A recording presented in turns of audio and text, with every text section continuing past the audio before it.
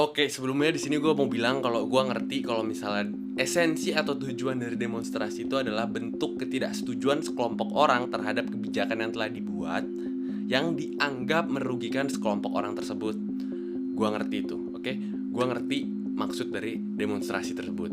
Tapi di sini pembahasannya menurut gue secara pribadi yang mau gue angkat bukan aksi demonstrasi yang terjadi belakangan ini, tapi lebih ke pesertanya, peserta demonstrasinya.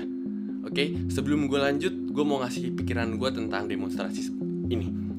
Menurut gue yang pertama, demonstrasi itu tidak seefisien dulu dan menurut gue udah nggak up to date untuk dilakukan di 2020 ini.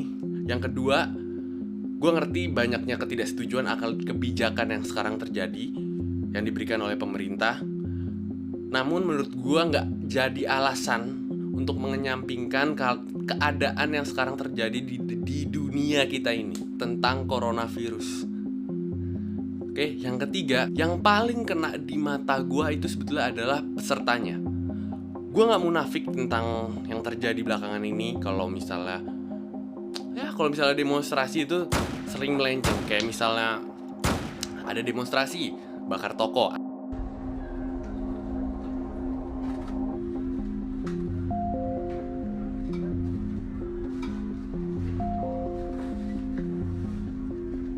ada demonstrasi jarah toko,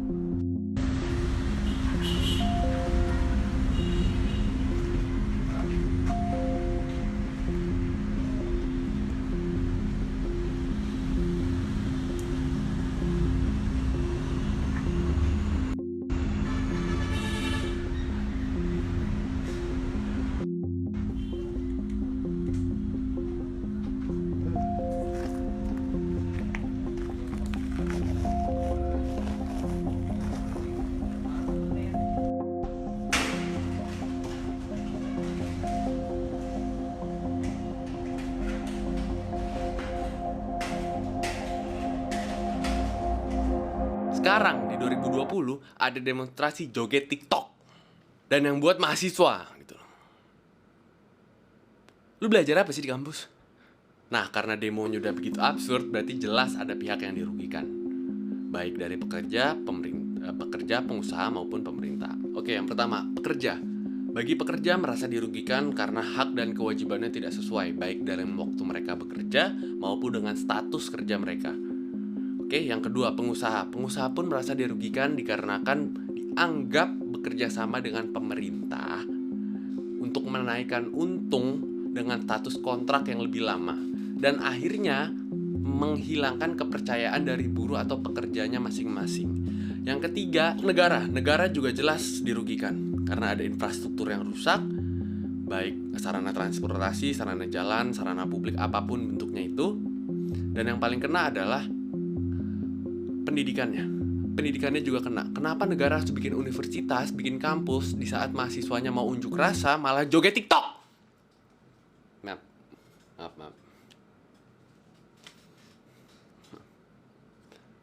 Demo, silakan. Kalian mau unjuk rasa, silakan.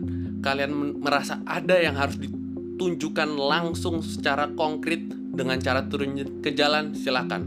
Kalian demo, buat izinnya, buat penanggung jawabnya, tulis berapa jumlah pesertanya, silakan tuntut hak kalian. Tapi ingat, saat kita menuntut hak kita, kita juga dituntut untuk melakukan kewajiban kita. Saat ada satu yang timpang, berarti kita harus tahu kita mendapatkan konsekuensi dari hal tersebut. Kita kerja 6 hari lalu status kita begini. Oke, gue ngerti.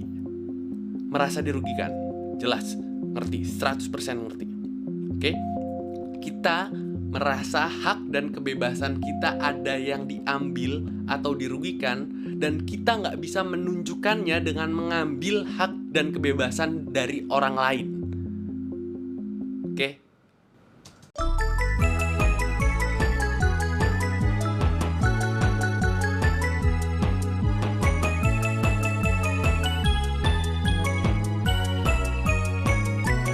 Dari video tadi gue rasa lu ngerti semua apa yang gue maksud dari mengambil hak dan kebebasan dari orang lain.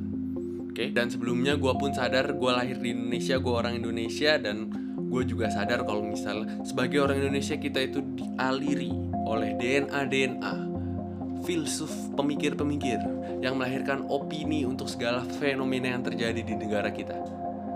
Untuk demo yang kemarin ada yang bilang kalau satu, itu ulah dari negara lain yang gak suka dengan kita yang bisa maju. Yang kedua, katanya ada yang bilang kalau misalnya ini adalah ulah dari mantan pejabat ini bekerja sama dengan mantan pejabat ini.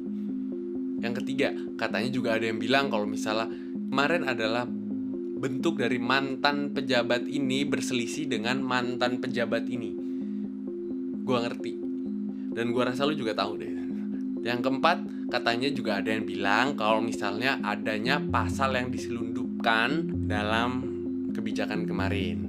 Nah, menurut gua intinya seringkali kita tuh sering dibutakan oleh pendapat atau opini-opini yang sepihak yang akhirnya melahirkan tindakan yang sepihak juga.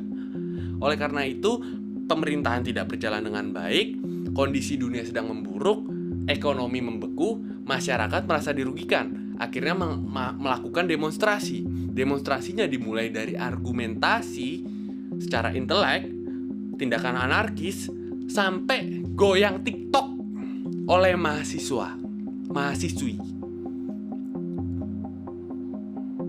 Jelas, yang pertama, joget di saat demo yang diklaim sebagai bentuk perlawanan dari penindasan dan dilakukan oleh kaum terdidik, itu adalah hal yang paling miris.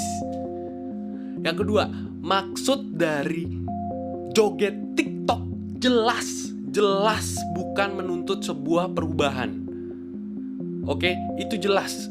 Gue nggak bakal setuju dengan opini ini memasukkan subliminal message terhadap ini. Enggak. Gue nggak.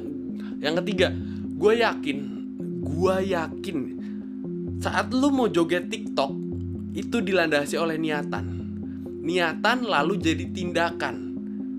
Sebelum dari tindakan sebetulnya ada persiapan. Oke?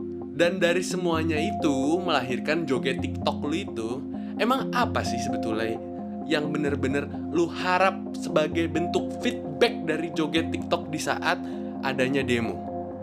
Bener-bener apa? Apa yang lu kira bakal diberikan langsung ke lu dari tindakan yang seperti itu? Oke?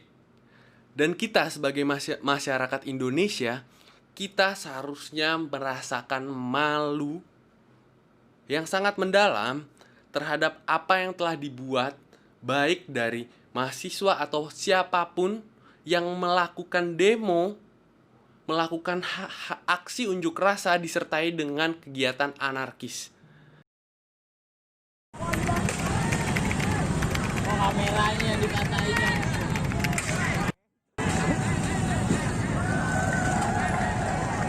Kamera.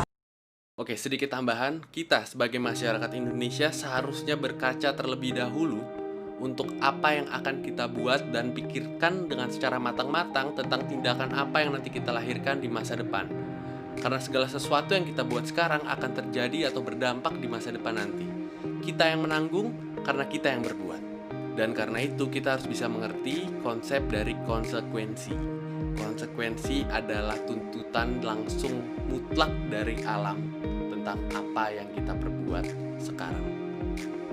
Waktunya kita melakukan keserasian antara masyarakat, pemerintah, pekerja, pengusaha, segala elemen yang bisa membangun negara ini menjadi lebih baik.